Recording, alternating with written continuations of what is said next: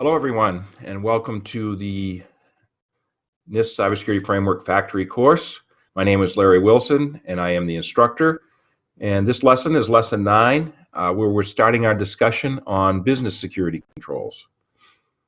So here's the course layout. Lesson 1 and 2, digital transformation, cybersecurity risk, cybersecurity operations, workforce skills. We really introduced the course through Lessons 1 and 2. Lesson 3, 4, 5, we focused on the engineering center, managed assets, trusted identities, cyber threats, vulnerable assets, cyber risks, and controls. Lesson 6, 7, 8, we focused on the technical program. Lesson 6 was the technical security controls. Lesson 7 was the controls assurance, testing, and auditing. And Lesson 8 was the security operations center, where we operationalized the technical capabilities. 9, 10, and 11 were focused on the business controls, business security program, starting with the business controls themselves, which is Lesson 9. Lesson 10 is the business controls assurance, or testing and auditing the business controls. And Lesson 11 is a risk management program where we accumulate the results of our business controls into a risk program. And then Lesson 12 is cybersecurity skills and career pathways. Here's the agenda for the course, the NIST Cyber Factory course. Part 1 is scoping the work. We focus on the senior management responsibility, which is the cybersecurity program blueprint, risk management responsibility, which is the cyber risk program, operations management capability, which is the managed assets and trusted identities, and the workforce management responsibility, which is technical and business skills. Next, we talked about doing the work, which is the engineering work center, where we discussed the assets, identities, threats and vulnerabilities, risks and controls. Technology Work Center, where we had the technical controls, the controls assurance, and the SOC. And now we're into the Business Work Center, where we're focused on the business controls, controls assurance, and then we'll be talking about the risk program. And then finally, Part 3 is developing the workforce skills through the NICE Workforce Framework, skills assessment, and career pathways. And here's our NIST factory, where we're looked at the business center. The business center, again, focusing on business security controls. The overall objective of the entire program is to convert our unmanaged assets, which is part of our current profile where we are today, to managed assets, which is part of our target profile where we want to be. The business controls area is the focus of this particular lesson. Where we're discussing the criteria we're using for the business controls. And once again, our diagram of our cyber threat landscape, we're still in the risk and control zone. We've covered the engineering of the risk and control zone. We've covered the technical capabilities that will be delivered within the risk and control zone. And now we're talking about the business capabilities that will be delivered in the risk and control zone. And our controls, again, are in between our threats and vulnerabilities and our assets and our identities. So with the business controls, what we're really talking about is an information security management system, where we have a cycle of implementing, executing, monitoring, checking, maintaining, improving a security management program. And that's really an evolution from IT security, which is the technical security measures, which we already covered, to information security, which is a combination of business and technical, not just IT, to a security management capability, which is processes and procedures for putting information security into place, to an overall information security management system, which is a plan, do, check, act cycle of implementing, executing, monitoring, checking, maintaining, and improving an information security management system. So that's really where we've evolved to when we're talking about our business controls. So an information security management system is a set of policies and procedures for systematically managing an organization's sensitive data. The goal of an ISMS is to minimize the risk and ensure business continuity by proactively limiting the impact of a security breach.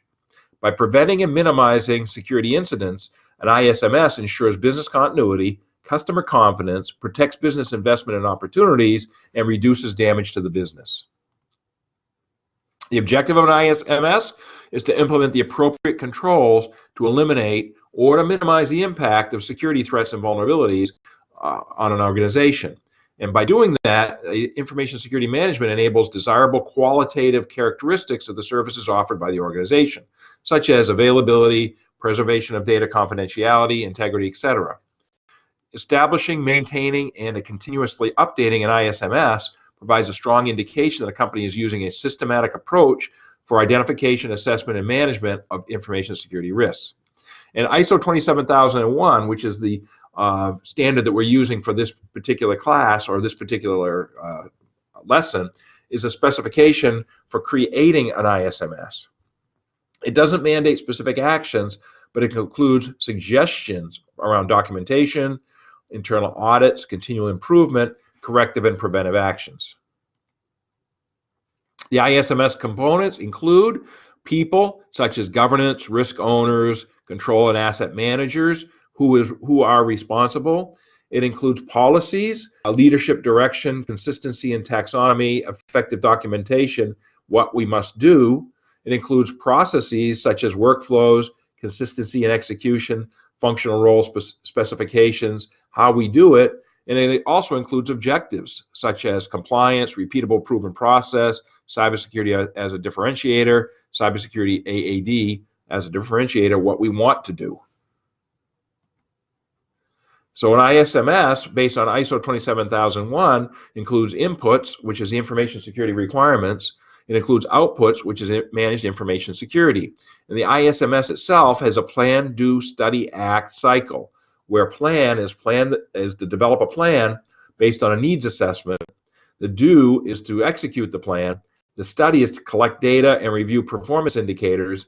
And the act is to adjust, adopt, or abandon.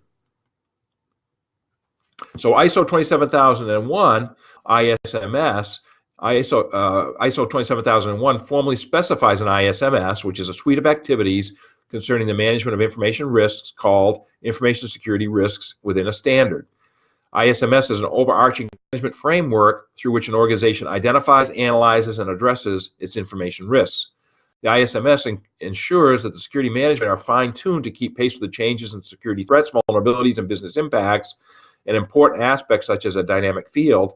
And a key advantage of ISO 27000's flexible, risk-driven approach, as say compared to PCI DSS. So what they're saying here is ISO 27000, which is a management capability, is more flexible than PCI, which is more technical. And the reason for that is because it's at a higher level. It's at a business management level, which includes an overall assessment, includes a policy, includes a program, includes awareness training, whereas PCI focuses on the infrastructure, it focuses on the applications, it focuses on the identities, it focuses on the data, focuses on a security operations center. It's much more technical, and therefore it's going to be less flexible. It's going to be more specific than an ISO, which is more flexible at a higher level.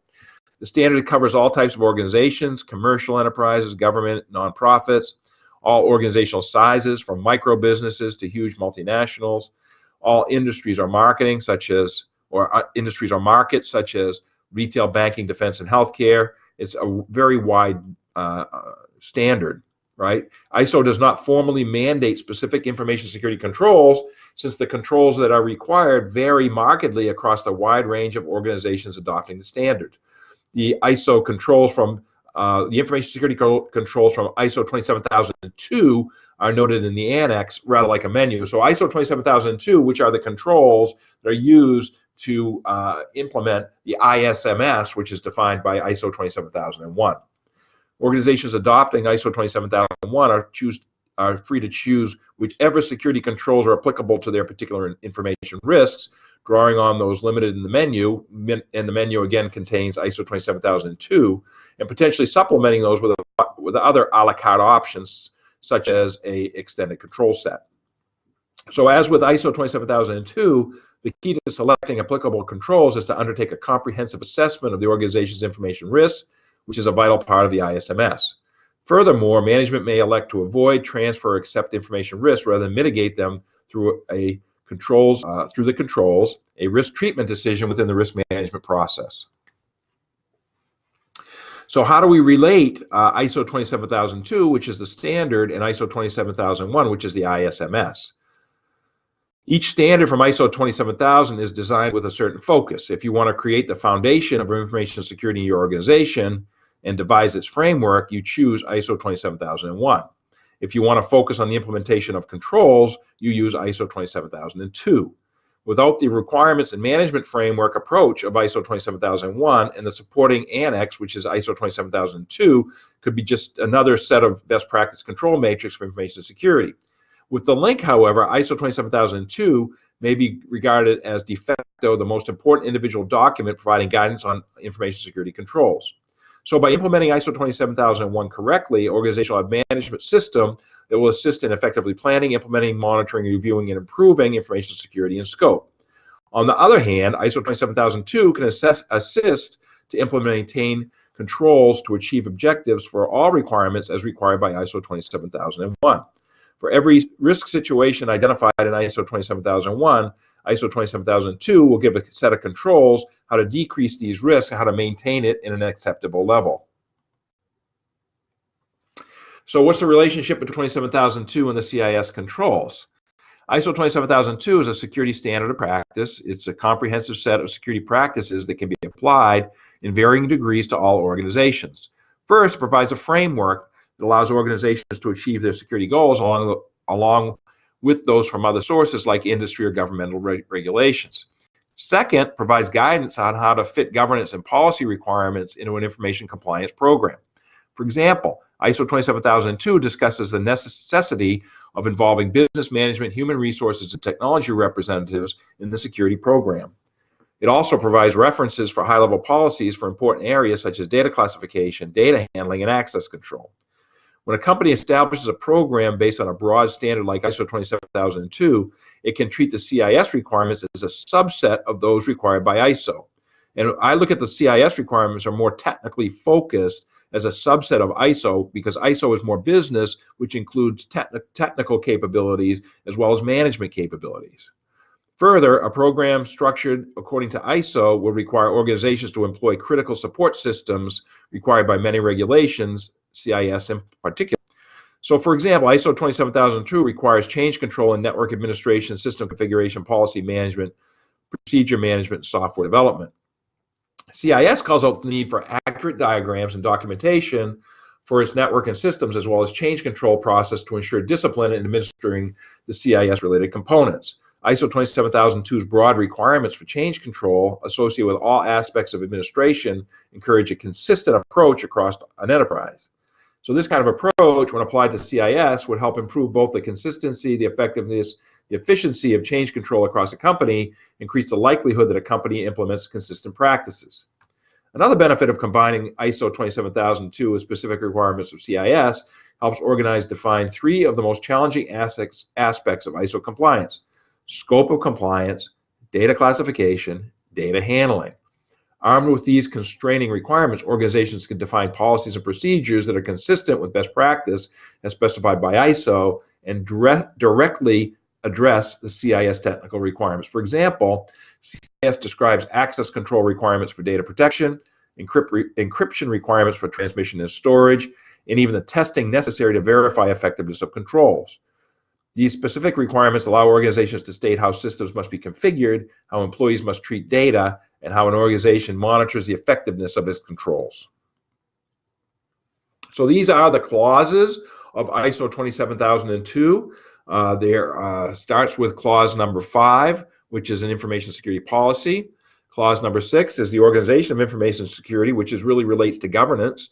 Clause 7 is human resources security. Clause 8 is asset management. Clause 9, access control. Clause 10, cryptography. Clause 11, physical and environmental security. Clause 12, operation security. Clause 13, communication security.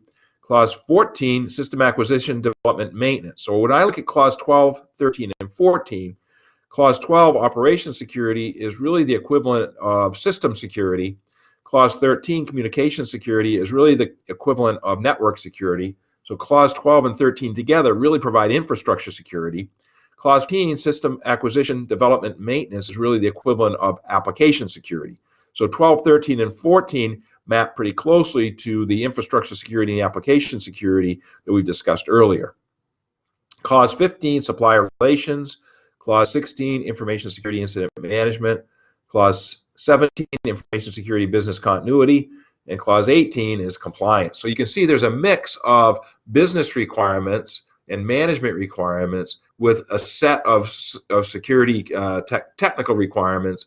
But you're going to see as we go through that even the technical controls are more process related and not as much technically specified as we had with the CIS controls. And here's a little more detail on the ISO 27002 Code of Practice. There's a total of 35 controls and 114 subcontrols. So we'll start with Area 5. There are 14 total areas for those 35 controls. So Area 5, Information Security Policies, consists of 1 control and 2 subcontrols. ISO Area 6, Organization of Information Security, is 2 controls and 7 subcontrols. ISO Area 7, Human Resource Security, is 3 controls and 6 subcontrols. ISO Area 8, which is Asset Management, 3 controls and 10 subcontrols. ISO 9, Access Control, 4 controls and 14 subcontrols. ISO 10, which is Cryptography, 1 control and 2 subcontrols. ISO Area 11, Physical Environmental Security, 2 controls, 15 subcontrols. ISO Area 12, Operations Security, again, this is more like system level security, 7 controls and 14 subcontrols. ISO 13, Communications Security, which is much more like network security, 2 controls and 7 subcontrols. And ISO Area 14, which is more System Acquisition, Development, Maintenance, which aligns with application security, 3 controls and 13 subcontrols. ISO Area 15, Supplier Relationships, 2 controls and 5 subcontrols. ISO Area 16, which is Information Security Incident Management, has 1 control and 7 subcontrols. ISO Area 17, Information Security Aspects of Business Continuity Management, 2 controls and 4 subcontrols. And ISO Area 18, which is Compliance, 2 controls and 8 subcontrols.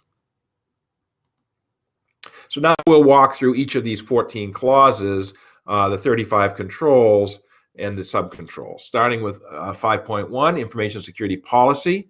The objective is to provide management direction and support for information security in alignment with business requirements, relevant laws, and regulations. There are 2 subcontrols.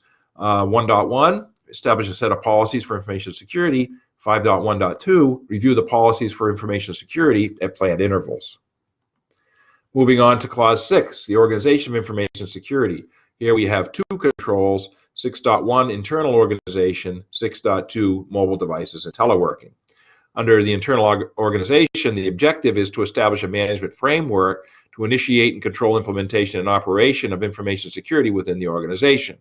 And here we have 5 subcontrols, 6.1.1, security roles and responsibilities, 6.1.2, segregate duties to reduce the opportunity for unauthorized or unintentional modification or misuse, 6.1.3, establish and maintain contact with authorities, 6.1.4, establish contact with special interest groups, and 6.1.5, information security project management. 6.2, mobile devices and teleworking. The objective is to ensure the security of teleworking and the use of mobile devices. Here we have 2 subcontrols. 6.2.1, a mobile device program should be adopted. 6.2.2, a teleworking program should be implemented. Next clause is 7, human resources security. We have 3 controls. The first one is 7.1, prior to employment. Develop a comprehensive process that includes job roles, responsibilities, the corresponding candidate screening level for those roles and responsibilities in terms of conditions of employment. We have 2 subcontrols, 7.1.1, background checks on all candidates for employees should be carried out. 7.1.2, terms and conditions of employment should be developed and include information security. So control number 2, 7.2, during employment, the objective, ensure that employees are aware of and understand their roles and responsibilities to ensure that they understand information security threats and to ensure that they have the necessary knowledge to mitigate those threats. Here we have 3 subcontrols. 7.2.1, management should require employees and contractors to apply information security in accordance with security policy. 7.2.2, all employees should receive awareness, education, and training and regular updates in security policies. 7.2.3, there should be a formal disciplinary process in place to take action against employees who commit a security breach. And Control 3 under Human Resources Security is termination or change of employment. The objective is to establish an orderly exit process to ensure that access is removed and assets returned in an expedited time frame. One subcontrol, 7.3.1, information security responsibilities and duties that remain valid after termination or change of employment should be defined and communicated to the employee. The next control is Clause 8, asset management. We have 8.1, responsibility for assets. The objective is to identify organizational assets and define appropriate protection responsibilities. 4 controls, 8.1.1, assets should be identified and an inventory maintained. 8.1.2, assets maintained in the inventory should be owned. 8.1.3, rules for the acceptable use of assets should be identified, documented, and implemented. 8.1.4, employees and external party users should return all assets upon employment termination. And under Asset Management Area 8.2 is information classification. Control objective, ensure that information receives an appropriate level of protection in accordance with its importance to the organization. Here we have 3 subcontrols. 8.2.1, information should be classified in terms of legal requirements, value, criticality, and sensitivity to unauthorized disclosure or modification. 8.2.2, procedures for information labeling should be developed and implemented. 8.2.3, procedures for handling assets should be developed and implemented. And clause under asset management 8.3 is media handling.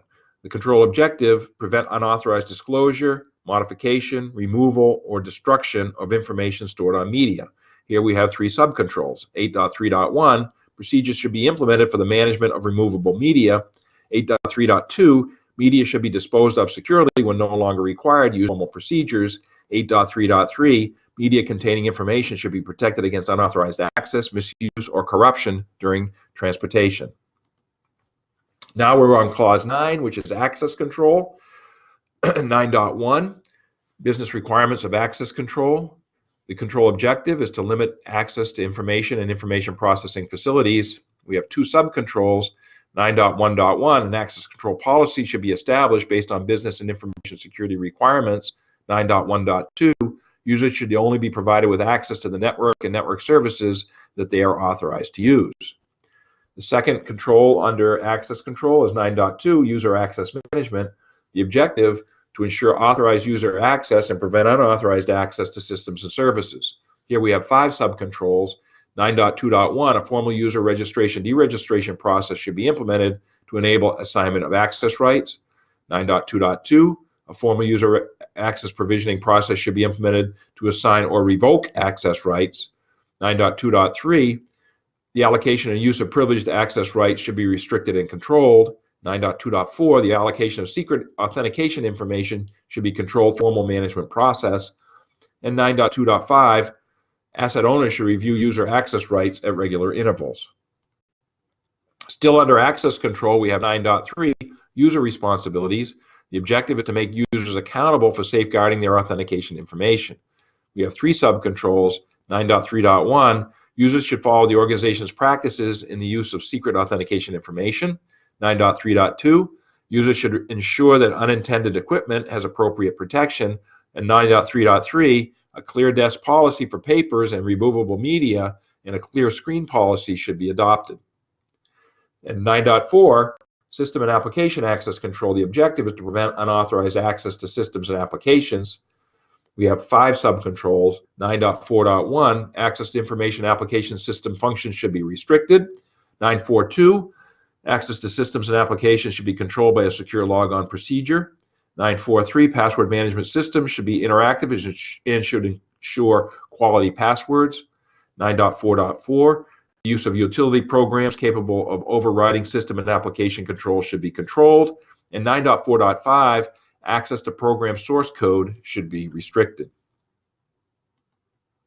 The next clause is 10, cryptography. We have 1 control, 10.1, cryptographic controls. The objective is to ensure proper and effective use of cryptography to protect the confidentiality, authenticity, and/or integrity of information. 2 subcontrols, 10.1.1, a policy on the use of cryptographic controls for protection of information should be developed and implemented. 10.1.2, key management should be in place to support the organization's use of cryptographic techniques. The next clause is 11, on environmental security. We have 2 controls, 11.1, secure areas, 11.2, equipment protection. Under secure areas, the objective is to prevent unauthorized physical access, damage, and interference to the organization's information and information processing facilities. We have 6 subcontrols. 11.1.1, physical security perimeter should protect areas that contain information and computing systems. 11.1.2, secure areas should be protected by appropriate entry controls. 11.1.3, physical security for offices, rooms, and facilities should be designated and applied. 11.1.4, physical protection against damage from fire, flood, earthquake, other forms of natural disaster should be designed and applied. 11.1.5, physical protection and guidelines for working in secure areas should be designed and applied. 11.1.6, access points such as delivery and loading areas should be controlled to avoid unauthorized access. Under equipment protection, the objective is to prevent loss, damage, theft, or compromise of assets and interruption to the organization's operations. Here we have 7 subcontrols. 11.2.1, equipment should be sited or protected to reduce the risk from environmental threats and unauthorized access. 11.2.2, equipment should be protected from power failures and other disruptions. 11.2.3, power and telecommunications cabling carrying data or supporting information services should be protected. 11.2.4, equipment should be correctly maintained to ensure its continued availability and integrity. 11.2.5, security should be applied to offsite equipment. 11.2.6, all storage media should be checked to ensure that any sensitive data and licensed software has been removed or securely overwritten prior to disposal. And 11.2.7, equipment, information, or software should not be taken off-site without prior authorization. The next control clause is 12, operations security. 12.1, operations procedure responsibilities. The objective is to ensure correct and secure operations of information processing facilities. We have 4 subcontrols. 12.1.1, operating procedures are documented, maintained, available to users. 12.1.2, formal change management procedures should be implemented. 12.1.3, duties and areas of responsibility should be segregated to reduce opportunities for unauthorized or unintentional modification or misuse. 12.1.4, development, test, and production facilities should be separated to reduce the risk of unauthorized access or changes to operational systems. The second control is 12.2, protection from malware. The objective is to ensure information processing facilities are protected against malware. We have 2 subcontrols. 12.2.1, controls against malicious code should be implemented. 12.2.2, controls against mobile code should be implemented, and unauthorized mobile code should be prevented from executing. Control 12.3 is backup. The objective is to protect against loss of data. We have 1 subcontrol, 12.3.1, backup copies of information and software taken and should be tested regularly. Next, we have 12.4, logging and monitoring. The objective is to record events and generate evidence. We have a total of 6 subcontrols under logging and monitoring. 12.4.1, audit logs recording user activities, exceptions, information security events should be produced, kept for agreed period. 12.4.2, procedures for monitoring the use of information systems should be established. The results of the monitoring activities reviewed. 12.4.3, log information should be protected against unauthorized access. 12.4.4, system administrator operator activities should be logged. 12.4.5, faults should be logged, analyze, appropriate action taken. 12.4.6, clocks of all relevant systems should be synchronized to a single time source. Moving on to control 12.5, which is the control of operational software. The objective is to ensure the integrity of operational systems. We have 1 subcontrol. 12.5.1, procedures should be implemented to control the installation of software on operational systems. Continuing under the operations security area is 12.6, technical vulnerability management. The objective is to prevent the exploitation of technical vulnerabilities. Here we have 2 subcontrols. 12.6.1, information about technical vulnerabilities of information systems being used should be obtained in a timely fashion, the exposure evaluated, and appropriate measures taken to address the associated risk. 12.6.2, rules governing the installation of software by users should be established and implemented. In Control 12.7, information systems audit considerations. The objective is to minimize the impact of audit activities on operational systems. 12.7.1 is the subcontrol. Audit requirements and activities involving verification of operational systems should be planned and agreed to minimize the disruption to business processes. Next clause is 13, communication security. Here we have two controls. 13.1, network security management. The objective is to ensure the protection of information in networks is supporting information processing facilities. There are three subcontrols. 13.1.1, networks should be adequately managed and controlled in order to be protected from threats and to maintain security for the systems, applications, and information. 13.1.2, security features, service levels, and management requirements of all network services should be identified and included in services agreements. 13.1.3, groups of information services, users, and information systems should be segregated on networks. And then 13.2 control is information transfer. The objective is to maintain the security of information transferred within an organization and with an external entity.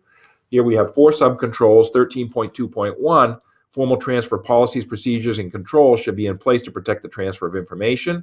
13.2.2, agreements should address transfer of business information between the organization and external parties. 13.2.3, information involved in electronic messaging should be protected. And 13.2.4, requirements for confidentiality or non-disclosure agreements should be identified, reviewed, and documented.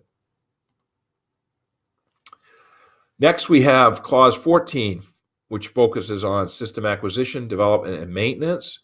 Control number 14.1, security requirements of information systems. The objective is to ensure information security is an integral part of information systems across the entire cycle. Subcontrols are 3, 14.1.1, information security should be included in requirements for new information systems or enhancements to existing information systems. 14.1.2, information involved in application services passing over public networks should be protected from fraudulent activity, unauthorized disclosure, modification. 14.1.3, information involved in application service transactions should be protected to prevent incomplete transmission, misrouting, unauthorized message alteration, unauthorized disclosure, etc. Control 14.2, security and development and support processes. The objective is to ensure that information security is designed and implemented within the development lifecycle of information systems. Here we have 5 subcontrols. 14.2.1, rules for the development of software and systems should be established and applied. 14.2.2, changes to systems within the development lifecycle should be controlled by change control procedures. 14.2.3, when operating platforms are changed, business critical applications should be reviewed and tested. 14.2.4, modifications to software packages should be discouraged, limited to necessary changes. And 14.2.5, principles for engineering secure systems should be established, documented, maintained, and applied.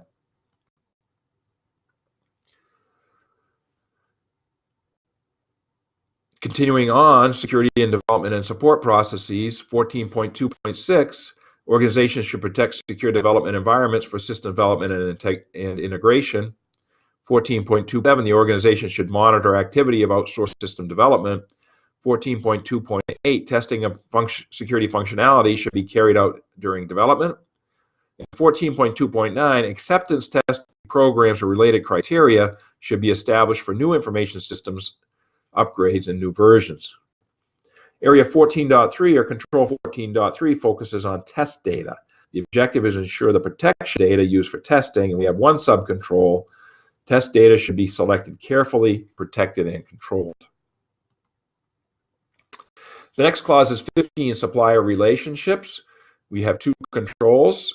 15.1, information security and supplier relationships, where the objective is to ensure protection of the organization's assets that is accessible by suppliers. Here we have 3 subcontrols. 15.1.1, information security requirements for mitigating risk with suppliers' access to organizational assets should be agreed with the supplier and documented. 15.1.2, all relevant information security requirements should be established and agreed with each supplier that may access, process, store, communicate with the organization's information. And 15.1.3, agreement with suppliers should include requirements to address the information security risks associated with information and communications, technology services, and product supply chain. Under Control 15.2, supplier service delivery management, the objective is to maintain an agreed level of information security and service delivery in line with the supplier agreement. Here we have 2 subcontrols. 15.1, organizations should regularly monitor, review, and audit supplier service delivery. And 15.2.2, changes to the provision of services by suppliers, including maintaining and improving existing information security policies, procedures, and controls. The next clause is 16, Information Security Incident Management, where we have a single control, management of information security incidents and improvements. The objective is to ensure a consistent and effective approach to the management of information security incidents, including communications on the security events and weaknesses. We have a total of 7 subcontrols. 16.1.1, management responsibilities and procedures should be established to respond to security incidents. 16.1.2, information security events should be reported through appropriate management channels. 16.1.3, employees and contractors should be required to note and report any observed or suspected information security weaknesses in systems or services. 16.1.4, information security events should be assessed and decided if classified as information security incidents. 16.1.5, information security incidents should be responded to in accordance with documented procedures. 16.1.6, knowledge from resolving information security incidents should be used to reduce the likelihood or the impact of future incidents. And 16.1.7, organizations should define and apply procedures for the identification, collection, acquisition, and preservation of information which can serve as evidence. Clause 17 is information security aspects of business continuity management, where we have 2 controls. 17.1, information security continuity. The objective, information security continuity should be embedded in the organization's business continuity management systems. 3 subcontrols. 17.1.1, the organization should determine its requirements for information security and the continuity of information security management during a crisis or disaster. 17.1.2, organizations should establish, document, implement, and maintain processes, procedures, and controls to ensure a required level of continuity for information security during an adverse situation. 17.1.3, organizations should verify the information security continuity controls at regular intervals to ensure that they are valid and effective during adverse situations. Under 17.2, which is redundancies, the objective is to ensure the availability of information processing facilities. 1 subcontrol, 17.2.1, information processing facilities should be implemented with redundancy sufficient to meet availability requirements.